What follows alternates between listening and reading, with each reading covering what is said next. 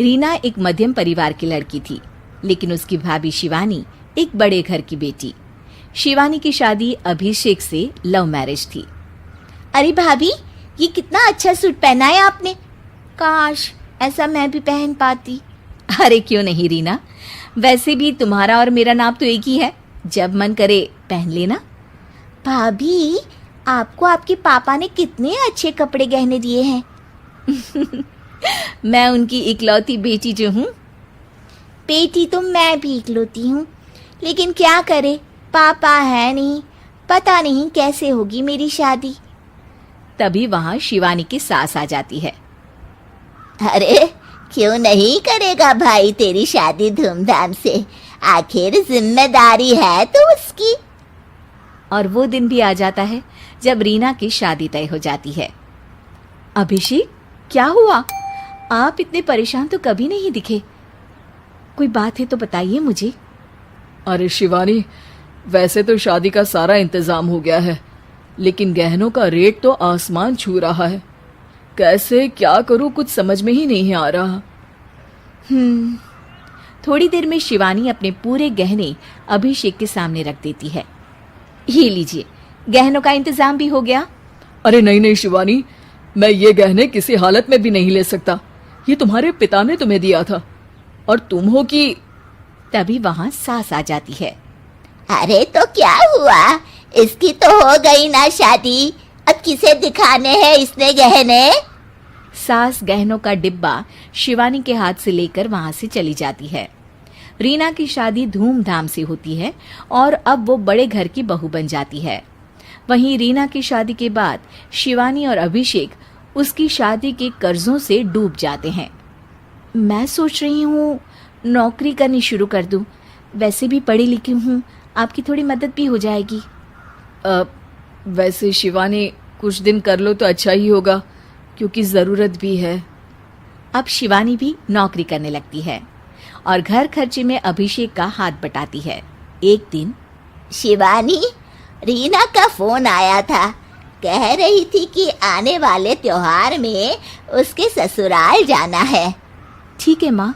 अरे ठीक तो है, लेकिन एक काम कर लेना, उसके सास ससुर से लेकर पूरे खानदान के कपड़े मिठाइयाँ सब ले आना, और हो सके तो रीना के लिए छोटे से कान में पहनने के बूंदे भी।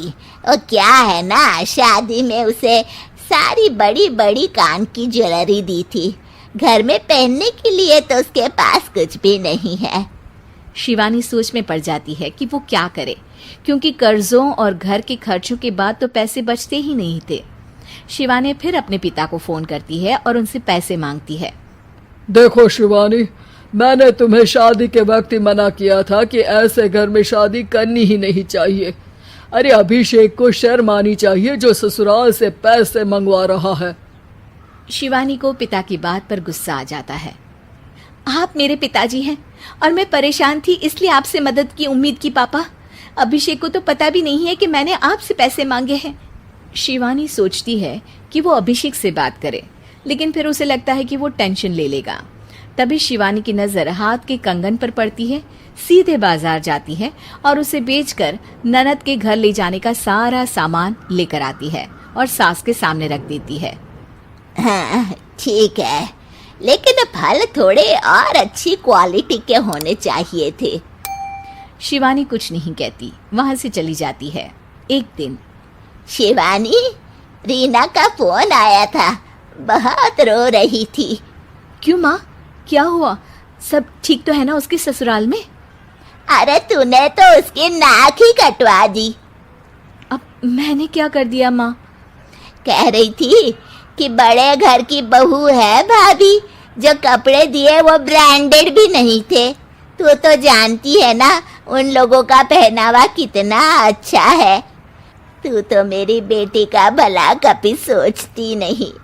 हाय भगवान, अरे बड़े घर की बहू है, इसी बात की जलन है ना तुझे?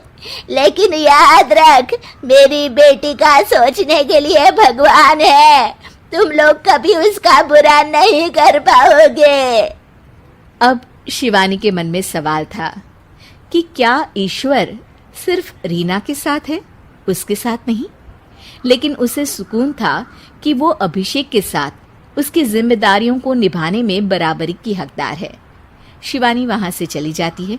वो सास से कुछ नहीं कहती, क्योंकि अमीर घर की बहू बनकर रीना को भले ही सुकून ना हो, लेकिन गरीब घर की बहू बनकर शिवानी खुश है, क्योंकि खुशी पैसों से नहीं परिस्थितियों पर निर्भर करती है।